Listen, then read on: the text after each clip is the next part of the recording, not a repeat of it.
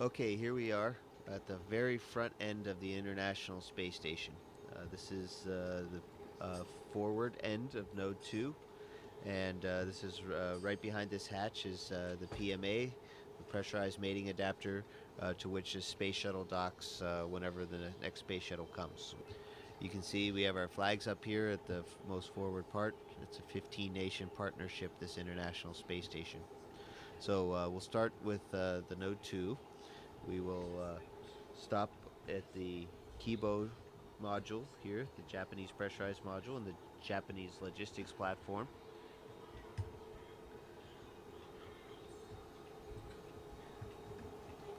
We'll stop back there in a second. We'll take a look in the Columbus module, pride of the European Space Agency, and our pride too. And then you can look down the stack, and you can see several other modules, and even into a little bit into the functional cargo block, the FGB, and then the service module. So it's a really big space station that we got. Welcome to Kibo. Please enjoy and relax in this brand new, the most spacious and quietest room in the ISS.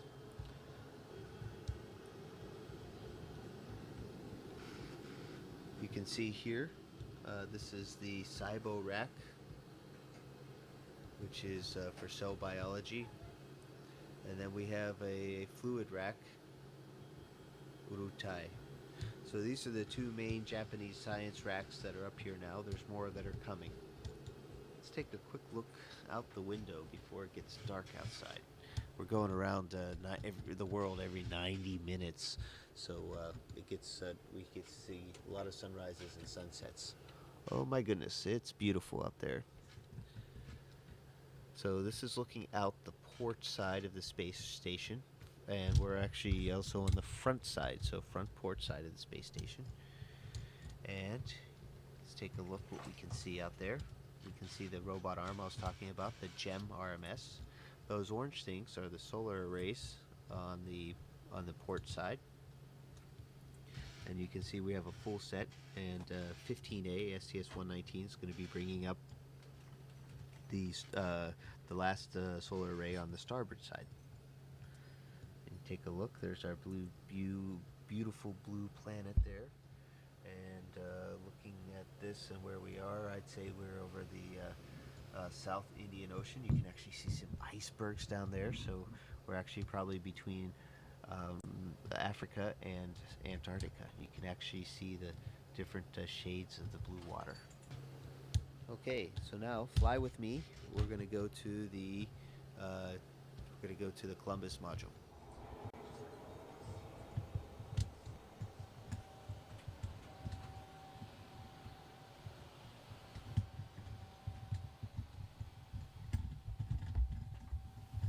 Here we are in the Columbus module. You can see it's also spacious. It's also cluttered because it's a great place to store things or temporarily stow them. It's not going to be this way forever. We're going to have it nice and clean pretty soon. We're flying back to Node 2. We'll take a quick look what else we have here. We have my work area. It's a little bit cluttered right now, but this is kind of my desk. It doesn't sit out horizontally, but it has everything I need on it. This are my crew quarters right here. You can tell has my name on it. And in fact, I can give you a tour real quick of crew quarters. This is what it looks like inside. There's a fair amount of room. We'll get has a standard space station light on it. So now we're going into the Destiny Laboratory, headed aft on the space station. And there's my crewmate, Sandy Magnus. She's getting her exercise in for today. This rack is the oxygen generation system, and we have a few too many things on this rack, and we're in the middle of cleaning it off, not to interfere, but you can see oxygen, we're making oxygen, and when we make oxygen, we're breaking down water into hydrogen and oxygen, and the oxygen comes right out here. The water we're making either comes from the condensate from the air conditioning system, the water that's in the air, or urine. So this is a really neat regenerative life support system. And now we're going to go back into one of the first modules, Node 1, which is also called Unity. These are this is our pond or wall of water that's down here. We have different kinds of water, and these are called contingency water containers, CWCs. And you can see different kinds. There's water that you can drink, and water that you can use for other things like flush water or generating oxygen. Now here's the airlock. As we go, the Quest airlock. This crew lock is a hatch that goes outside into space. So you can see that hatch right there. In the meantime, we're kind of storing EVA related things here. You can see this is a safer, which is a kind of a jet backpack that we wear on the outside of our spacesuits in case we get separated from the spaceship.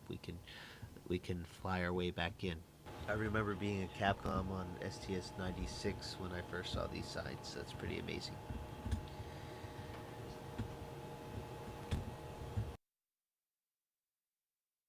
And we're floating into the Russian side of things.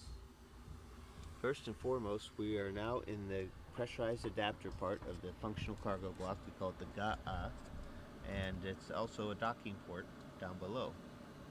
As you carefully look down below, you can see the hatches, and inside that what you can see in front of us is the docking mechanism for the Soyuz.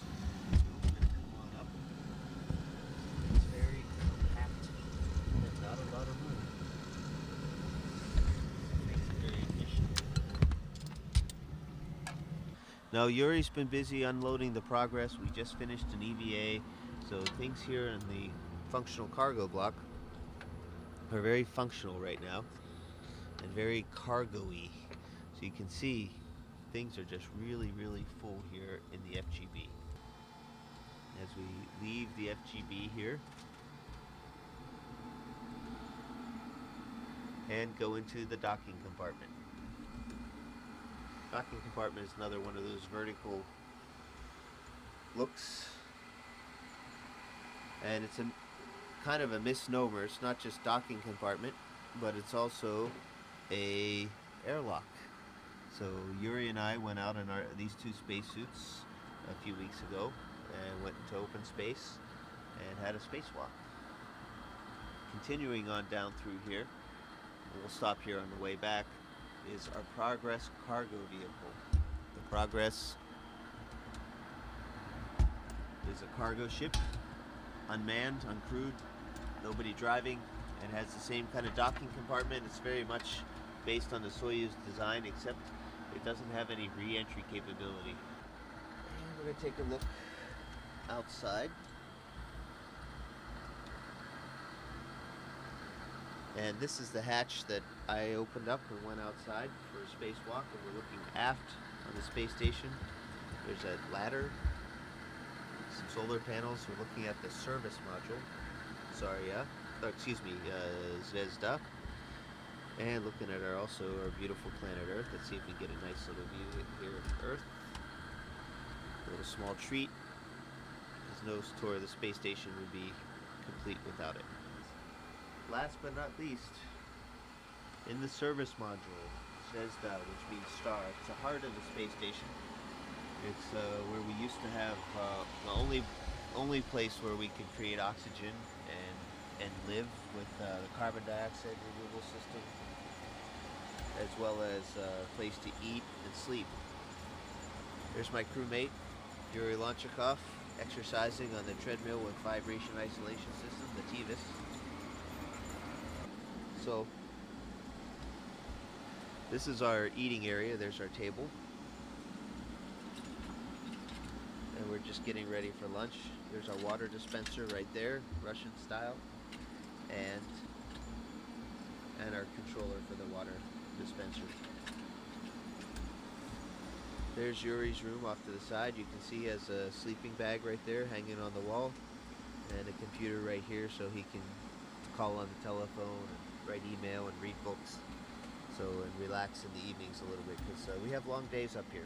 This is a surprise visit that you guys are paying on us today, so things aren't cleaned up, but they're real. This is exactly how we work and live in space. And that'll wrap up the tour. This is the International Space Station. A very good example of what human beings can do when we work when we work closely together.